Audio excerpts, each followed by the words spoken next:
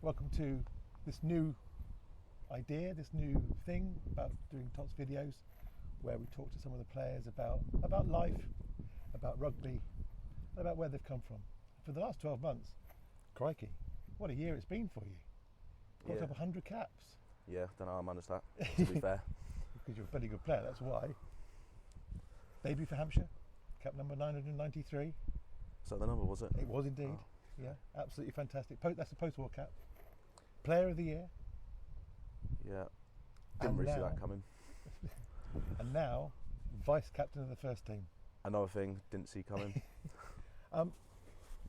Why did you not see that coming then? I don't know, I guess mainly because I think a lot of people would probably consider me quite an introverted character, and just in the past, you know, had a bit of a rough time, kind of moved away from rugby a little bit. So yeah, just to achieve all of those things and be here now, surprises me, I guess, in a way. Like you say, you know, it does surprise you because, let's say, 10 years ago, you didn't really think you would get 100 caps or a Hampshire cap or player of the year or vice captaincy of the first team. In fact, you were probably thinking in a very different direction. I didn't think I'd even make a first team cap, to be honest with you, Rich. In fact, I didn't really expect to be playing senior rugby at all. I thought that, you know, I'd go astray, go down some other avenues that weren't so great. So yeah, very proud and very feel quite privileged and quite lucky actually to be in the position I'm in. What brought you to rugby? Well, Totts come down to Testwood, where I went to school down the road. Wasn't really interested, to be honest. I was probably a bit soft back then, very shy, very timid. And everyone was saying, "Oh, you're a big lad, you'll be good at rugby." So I gave it a go, and I was terrible, terrible. And it was Harry Morse that actually convinced me to stick at it and give it a go. And I was still terrible, and I quit. And then it was another lad that I went through the age group with, Cam Jacobs. Met his dad at a car boot sale, and I was selling all my rugby kit on the car boot with my dad. And he said, "Oh, that's rugby kit." And I was like, "Yeah, it is." And he said, "Oh, my boy plays rugby." I was like, "Oh, you play for Totts?" I was like, "What, Cam?" And he's like, "Yeah, I know him." And then instantly I thought, I'm missing out on something here. So I came back, and they were still terrible. So how old were you when you first had your first taste into rugby then? 12, 13, something like that. Did you play other sports before that? Nope, not really. I think I had a crack at football maybe when I was about 4. Tripped over the ball a few times. one for me. Did a bit of swimming, a little bit of judo, but yeah, nothing really consistent. So where did the change come then? How did you go from being not very good to the Cam that we all love and adore on the pitch? I think, you know, as you go through your teenage years, you go through puberty, you build up testosterone, and like I went from being quite timid to, you know, having a lot of pent-up anger, obviously due to age, but also some things going on at home. Couldn't really control my emotions, and then one day I got the ball, just run over someone, and I thought, oh, maybe I can do it. And then I kind of just, you know, just, to be honest, enjoyed hurting people from then, realised I could do it. It was a good way to let my anger out. So what position were you playing then? Prop. You were playing prop then, were you? Yeah. Okay. Tight head, I think. Okay. So you're playing tight head. You suddenly realised that you could go out and legitimately, within reason, hurt people. Yep. And did that kind of give you then what you needed? Would you say? Maybe in training and on the pitch? Yeah, to an extent. Like it helped me in other areas of my life massively, like especially schooling. Like I couldn't sit in the classroom. I really struggled to learn. Struggled with like other students, but whereas like rugby gave me a bit more focus. You know, letting that anger and that frustration out, realising that I was good at something. Yeah, it kind of gave me a little bit more direction in my life in general. I know you like MMA. Is that sort of part of sort of what you do in rugby as well? To a fashion, obviously. When you say MMA Yes. and being part of it, because they're two Yeah. different sports to me. Okay. What do you mean? Well, do you sort of take the sort of the competitive side of MMA into your rugby? Yeah, to an extent, but in a way, to be honest, I wouldn't say I'm a very competitive person. Believe it or not, I'm not. Yeah, Really? I don't think I Wow. am. I don't think I am. Like, obviously, everyone likes to win, but you know what? When we lose a game, do you know what I mean? There's always another game of rugby the next week. Like, I just love the contact. That's like, so if I get boshed, if I get run over in a game, I couldn't care if we won by 40 points. I'd be livid with myself. Do you know what I mean? And if I'm quiet, I don't get much ball time, and we win, well, might as well not played for me. It's just, as I want as many involvements as I can, as many contact involvements as I can, and then if we win, that's a bonus.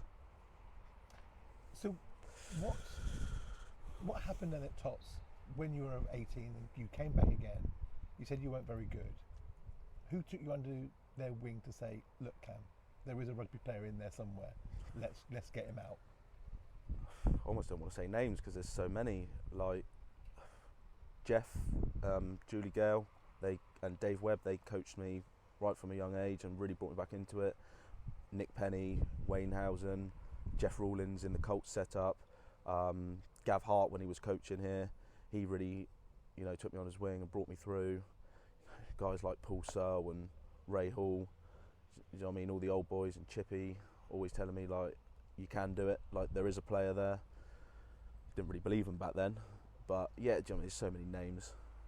Dean's been a massive influence on my life, not even just rugby, but on my life, and kind of taught me a few things on how to be a good person and how to be a man as well. So yeah, there's so many people in this club that have done a hell of a lot for me.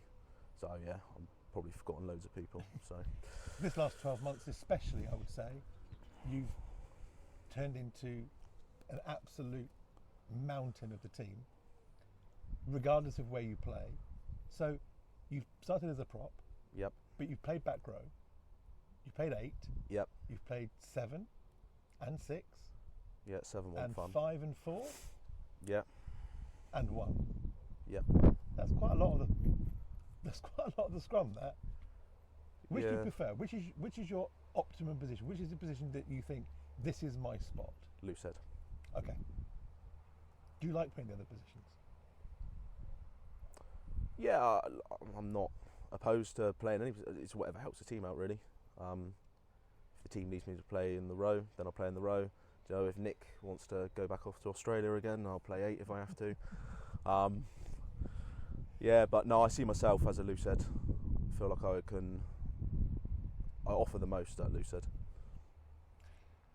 Like I said, this year, what a season you've had. To be Player of the Year, you were Paul Searle Award winner as well this season. You've won Player of the Year, and of course, you got your Hampshire call up. What was that like to get a Hampshire call up? Probably, other than getting my 100th cap, which was probably the best honour I've had, even more so than Player of the Year, to be honest, just because of all the experiences and the memories I've made. But playing for Hampshire, it was a goal that I kind of set out for myself about 3 years ago. So like Harry and Craig played in that fixture a few years ago. I remember watching it and I was just like, I want to do that. I feel like I could do it. So I worked towards it, and Phil managed to get us in the squad. So yeah, it was an amazing experience. Because I came down to Havant on that Wednesday night to take some pictures of the players for the programme. Yeah. And your very words were, "I've got no chance of getting in this team." Yeah. You must have had a really, really good training session. Perhaps I've actually had an awful training session on that evening. Yeah. I don't know why I thought that, to be honest. I think because when you're in that setup, you're around so many other good players. You're around like Nat 2 players, like all the Worthing boys, all the Havant boys. I think I was the 8th prop in the squad, and I was a late addition to the squad as well. So I just thought they're kind of going to stick with what they know. luckily. And you got 20 minutes. I got 20 minutes. Got 20 minutes against the mighty Cornwall, one of the staples of county rugby, in front of a pretty partisan crowd. Yep. Not really supporting the home team, it has to be said. Nope. Lots of drums and pasties and the like. But it must have been a great experience to come on, and I know everybody who was there from Totonians, including myself, were hugely proud, absolutely thrilled for you. You probably felt that when I announced you as you came on the pitch. Did you? Yes, I did. Oh, yes. You know, it was so loud with all of them drums and everything. I was just focused on the game. Yeah, I didn't hear nothing. But it was nice to see everybody after the game, and the support was pretty typical Totts support, really. Very much so. Yeah. Very much so. And vice captain now. So like you say, you didn't really expect that. Why did you not expect that? Did someone come and ask you about it? No. Like when I saw that when the sheet come out on Facebook and that there was no vice captain or proposed vice captain, and then I messaged Harry because I knew that he would probably be the likely candidate, and he wasn't interested. So then I thought, well, if no one else is going to do it, I thought I want to push myself. I feel like I'm in a good place as a player, and obviously there's always room to improve, but I felt like, being a bit more sociable, put myself out there, trying to work on like my comms and my leadership and all that stuff would challenge me the most. So I thought I would push myself and see where it goes. Not bad for a lad who thought he was not going to play a single game. True. Mate, you've done fantastically well. You must be hugely proud of where you've come from, the changes that you've made, and everything that you put into your life in rugby has transformed into your life in life. You must be hugely proud of that. I don't really think about it too much, but I guess when you put it like that, and I look at where I was to where I am now, the things I didn't have to what I do have, yeah, I'm very, very proud of what I've achieved. I'm very thankful for the people and the club mainly that have helped me, because I certainly wouldn't be in the position I am without this club. Well, we're very, very lucky to have you, Ken. You're a massive crowd favourite. You know how much you are loved in this club. I sincerely hope you do anyway. You're a massive favourite, and Player of the Year was nothing more than was deserved for you this year. You must look towards the season coming. Obviously, it's training night tonight, second training night. Yeah. I believe the first one was pretty hardcore. Well, when you see Quinny thrown up in the bush, you know it's difficult. Oh my, okay. That tough, Yeah. was it? Christ. Well, for Quinny it was, definitely, yeah. Yeah. Just What's your ambition? What's your ambition for this summer? This winter? for this winter.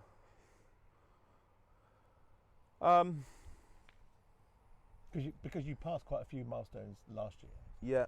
So the next milestone. I'd like to play every game. I want to get as many caps as possible. Try and get up to 150. Within the next 2 seasons, I think. Two seasons if we keep on playing in the cup competitions and stuff like that. Yeah, that'd be just get as many appearances as possible. How many games do we have in up until Christmas? Ooh. 12. 12 wins then. Yeah. So 12 wins. Especially want to beat Winchester. That would be. Don't we all? That's on the. That's definitely on the list. But I want to enjoy my rugby as well, and obviously in this leadership role that me and Alex are going to be taking on, I just want to help the team in whatever way I can get better, because we've shown so much potential, especially last year. What was it, over 2 legs at Topsham? What was 3 points? 3 2 points. And then they beat Farnham fairly convincingly, and then went on and won the whole thing, and we were that close. Yes, we were. So, yeah. What's the highlight of your rugby career thus far? What would you say is the moment, if someone said to you, that one moment when you went, wow, that was fantastic, what would you say it was? Where was it?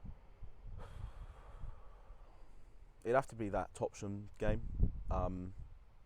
Even though we lost, just get my 100th cap, You know, all the boys give me stick as Liam gave it to me. You know, the coach journey back. You know, and then we all had like beers up in the club afterwards, and we were all like just talking about the season, having a good time. That was probably, so yeah, that's the best I've had. Like, I think that beats Player of the Year, it beats Hampshire, it beats winning the Hampshire Cup all those years ago. It's just, yeah, the bonds that I've built with players this year and the camaraderie around the squad and how far we have come and the potential that we've got for next year. You know, that was probably the highlight, that last game. Well, let's see how we go this year. But Cam, thank you very much indeed for your time. I really do appreciate it. And I just wanted to get the real Cam, because sometimes we don't see the real Cam. This little quiet chap. But I wanted to get into the real Cam. I think we've done that. So thank you very much indeed. Cool.